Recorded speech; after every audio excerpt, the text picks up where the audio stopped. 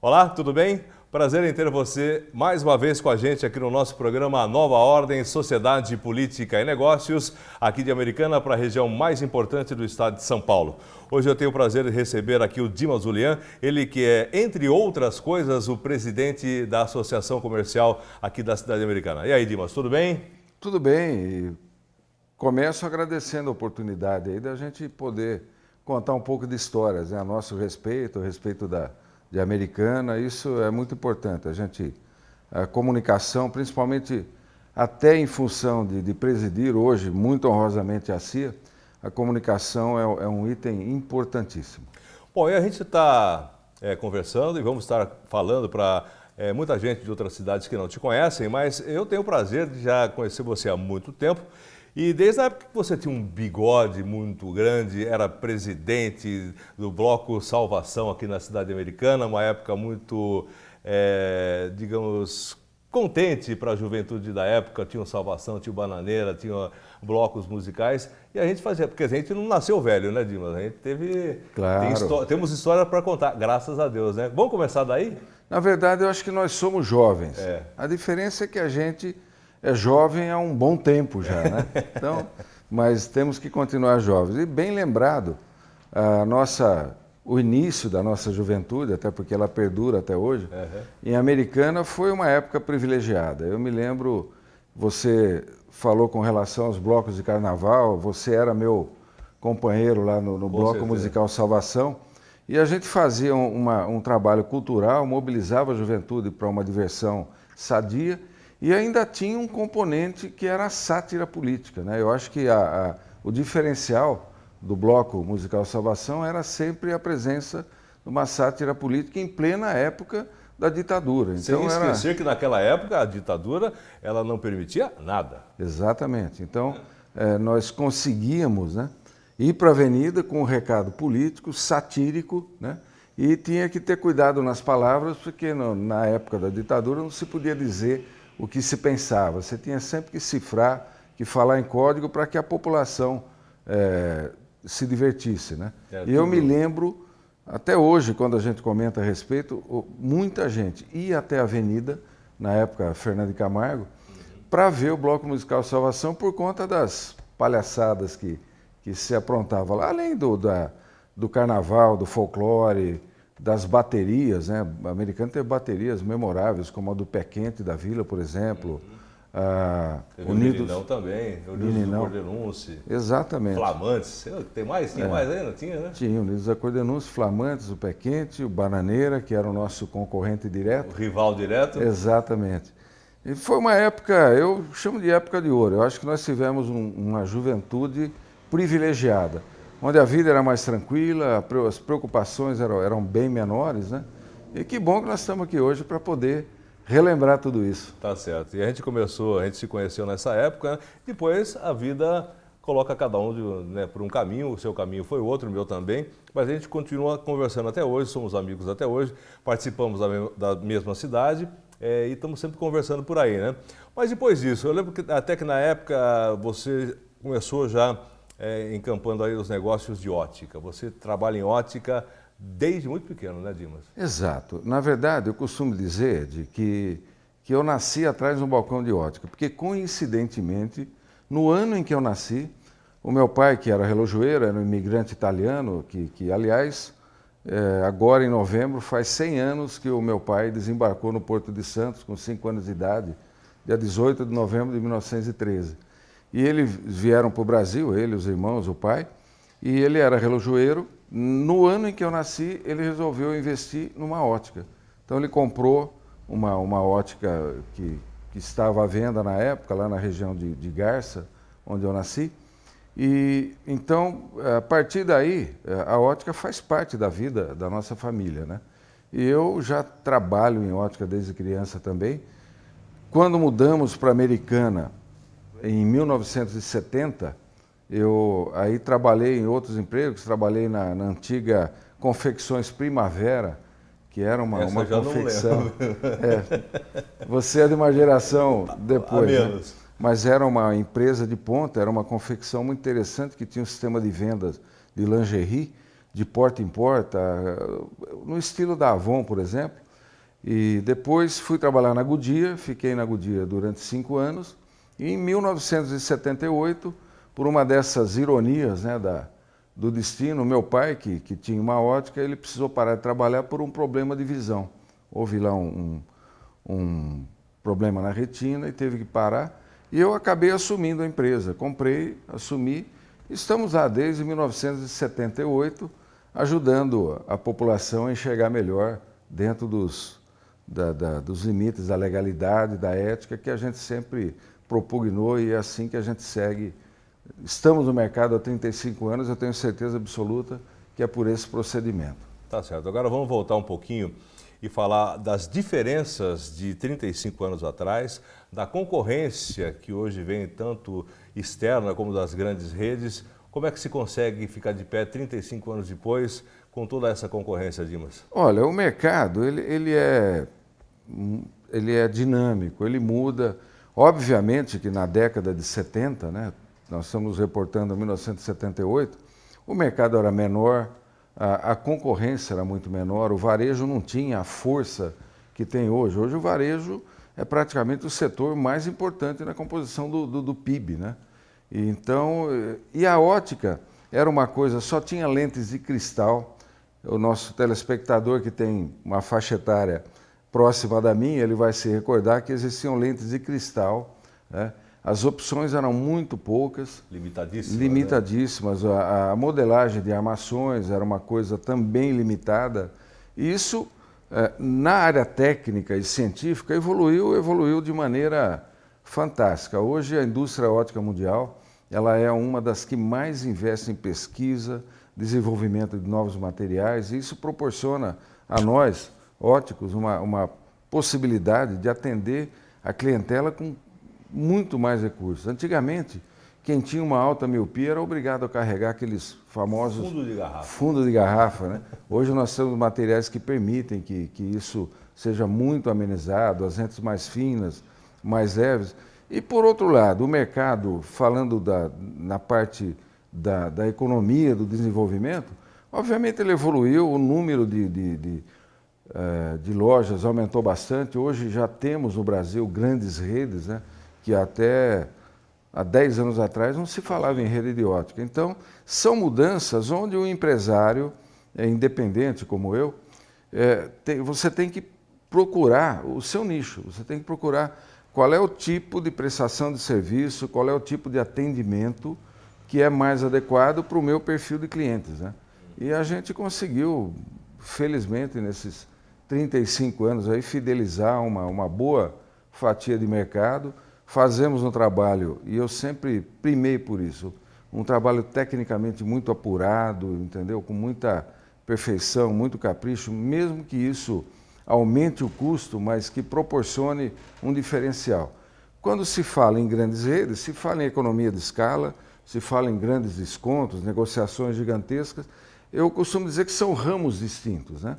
O comércio de redes, né, de grandes organizações, e o comércio individual, como nós que temos 2 lojas, temos que ter um posicionamento no mercado que atraia o determinado tipo de cliente. Não é aquele cliente que só quer comprar na liquidação, quer comprar mais barato, não. Ele quer uma armação tecnicamente bem adaptada no rosto, ele quer uma lente que fique leve, confortável, com muita nitidez, né? Então é isso, o mercado evolui, ele é dinâmico e o futuro realmente, hoje é imprevisível, né? Porque nos últimos 10 anos o desenvolvimento do mercado, ele foi muito mais acentuado do que nos 50 anos anteriores, né? E a importação, mais uma vez falando dos chineses, vem atrapalhando bastante vocês? Não só vocês, como toda a economia no geral, agora até com uma certa qualidade, mas pelo um preço que é difícil realmente, de concorrência, né, Dimas? Muito competitivo. Agora, também, Edi, é um fenômeno do planeta Terra, né? Não é um fenômeno que está assolando hoje o mercado brasileiro. Na verdade, essa abertura econômica, a queda de fronteiras, né, ideológicas que provocou... Globalização total. Essa tal de globalização é uma realidade que está instituída, que está consolidada, e também os empresários brasileiros têm que achar caminhos.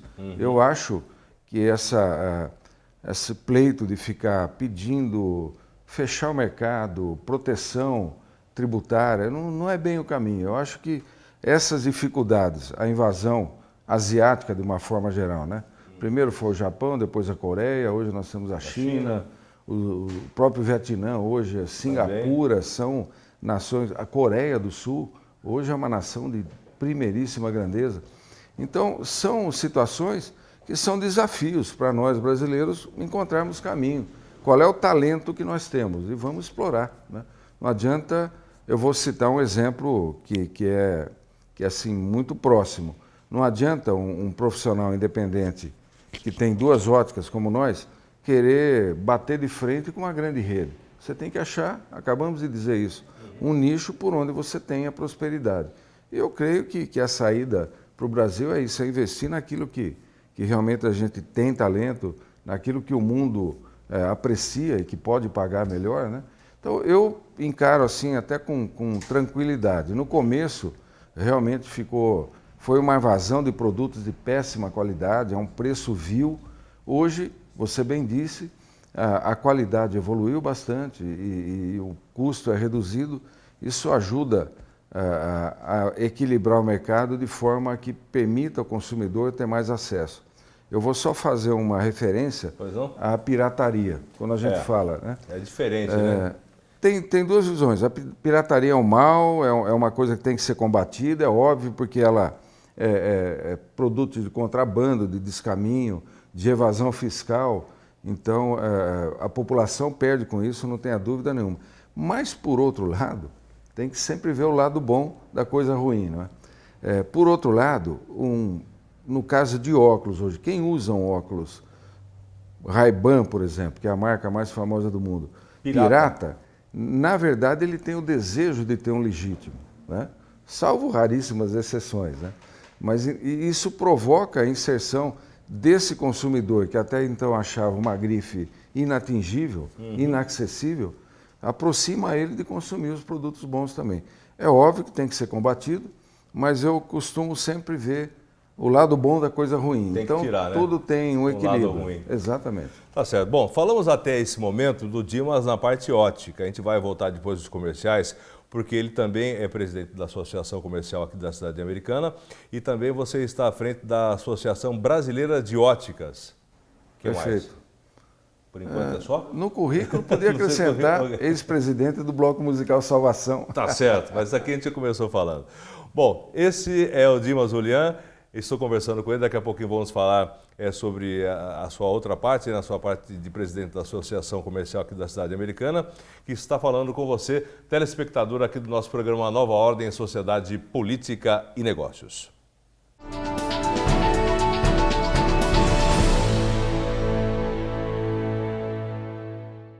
Ok, já estamos de volta aqui pelo canal Net Cidade com o programa Nova Ordem, Sociedade, Política e Negócios, aqui de Americana para a região mais importante do estado de São Paulo. E você pode participar com a gente pelo nosso e-mail, programa novaordem@gmail.com ou então pela nossa página no Facebook.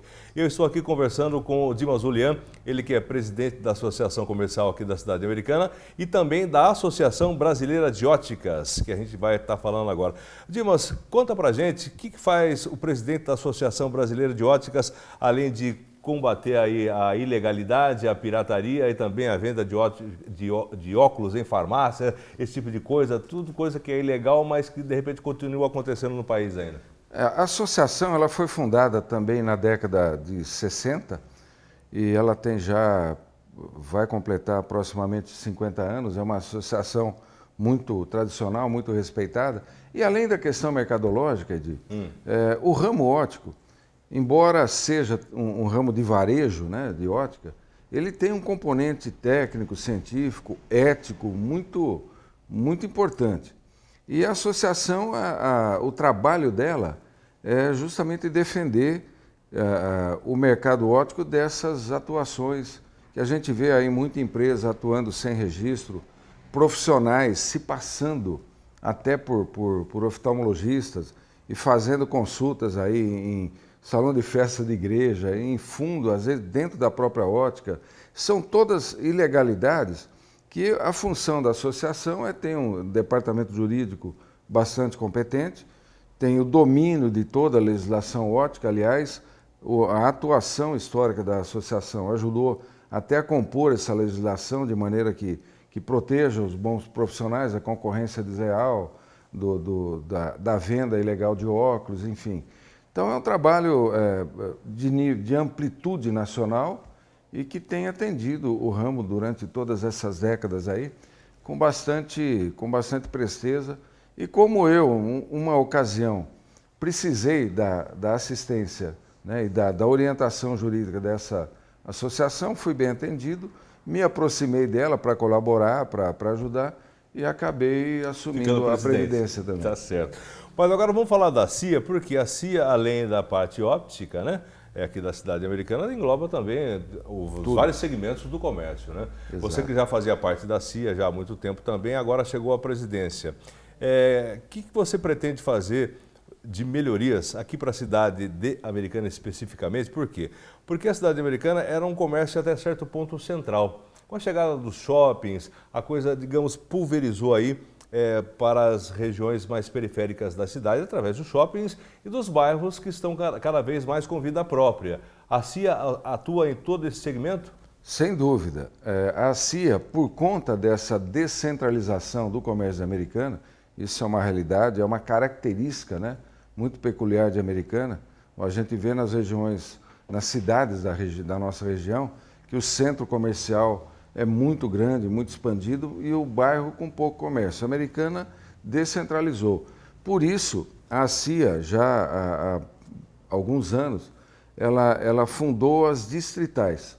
Nós temos a Distrital Leste, que cuida da região do Zanaga, tem a Nordeste, que cuida da região do São Vito, tem a Oeste, que é a região do Jardim Ipiranga, Molon, e tem a Distrital do Centro. Então, a CIA, essas distritais, o que são?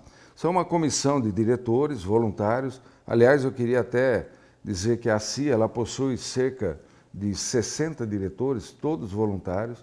Temos também lá o quadro de colaboradores, é uma empresa, uma associação muito organizada, muito eficiente. E as distritais, elas cuidam regionalmente dos problemas. As comissões distritais fazem eventos, tipo palestras, treinamento para o comércio da região e trazem os pleitos por exemplo, alteração de trânsito, melhoria de calçamento, de asfalto, melhorias que dependem do poder público, as distritais trazem para a diretoria executiva e a gente representa junto ao poder público para que atenda a esses pleitos, né? Então a CIA, nesse aspecto, ela é bastante descentralizada também. Existe a diretoria, a qual eu presido hoje, mas tem essas comissões que fazem um trabalho justamente para atender ao comércio da Americana, que tem essa característica de descentralização. E você acha que o comércio da cidade americana, porque a gente é muito próximo de cidades vizinhas, por exemplo, na cidade de Santa Bárbara, praticamente somos aí conurbados, né? Com Nova Odessa, Santa Bárbara, Limeira nem tanto, Campinas já mais distante, mas essa concorrência é salutável para as lojas aqui da cidade, para o comércio da cidade em geral? Sem dúvida nenhuma. A gente constata, Edi, que o comércio de Americana ele é bastante forte. Hoje é um comércio que tem praticamente todos os ramos. Eu costumo dizer que é um comércio já maduro, completo, né? E que atende cidades da região. O comércio de Americana, principalmente as lojas do centro, tem clientela de Nova Odessa, de Sumaré, de Santa Bárbara do Oeste. Então, o nosso comércio ele é forte e tem uma abrangência regional. Então, não há essa preocupação. É óbvio que aqui na divisa com Santa Bárbara também já tem um grande comércio, bastante evoluído, e isso aparentemente assusta. Fala, pô, há uma evasão. Não, basta vir no centro da cidade aos sábados, por exemplo, verificar o movimento que tem, né?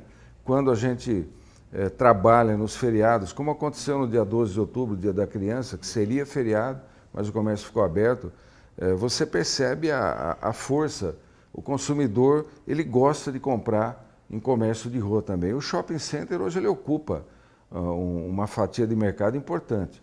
Aliás, shopping centers no Brasil têm um potencial de crescimento enorme. Só para você ter uma noção da medida que isso significa, o Brasil ele tem hoje menos de 1.000 shopping centers. O Brasil todo? O Brasil todo.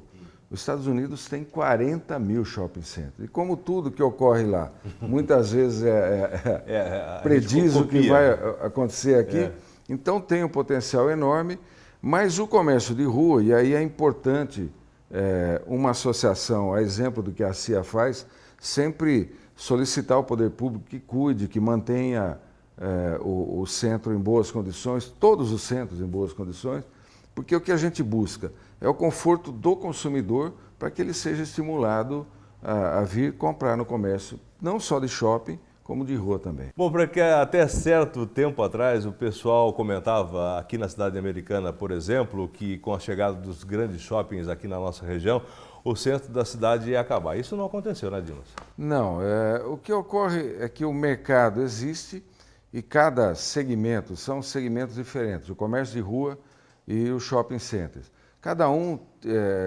ocupa o seu percentual de mercado, né? E o comércio de rua ele também tem inovações, ele apresenta novidades. É importante que se cuide do centro das cidades para que... E mudou bastante porque eles querem atrair público também, né? A coisa fica meio diversificada, né? É claro, são realidades diferentes, são custos diferentes, são investimentos feitos de forma distinta, comércio de rua e comércio de shopping. Tem gente que gosta de comprar na rua, tem gente que gosta de comprar no shopping, não é assim? A gente constata isso. Existe consumidor que odeia shopping, consumidor que adora shopping. Existe consumidor que gosta de comprar em grandes redes, tem consumidor que prefere aquele comércio onde ele já conhece, tem mais confiança, enfim, melhor relacionamento. Então existe aí uma mescla de consumidores e de segmentos comerciais. Eu acredito que o shopping é uma realidade. Vai sobreviver, obviamente, vai cada vez mais crescer. Tende a crescer bastante, né? E o comércio de rua também, bem cuidado, com bons investimentos, ele atrai. O consumidor, eu costumo dizer, ele adora uma loja aberta para passear na cidade. Principalmente a consumidora, né?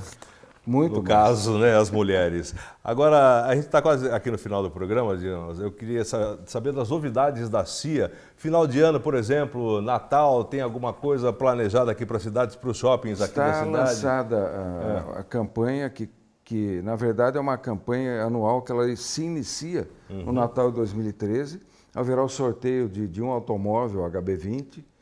Depois de alguns anos, por dificuldades tributárias e fiscais, era muito difícil conseguir fazer uma campanha dessa, mas o Germano Pavan, que é o meu antecessor, na gestão dele foi feito um trabalho e a CIA novamente volta a fazer uma grande campanha de Natal e com sorteio de automóvel. Isso, sem dúvida, vai alavancar o comércio, principalmente o comércio de rua, dos centros de Americana. Tá certo. O pessoal sempre reclama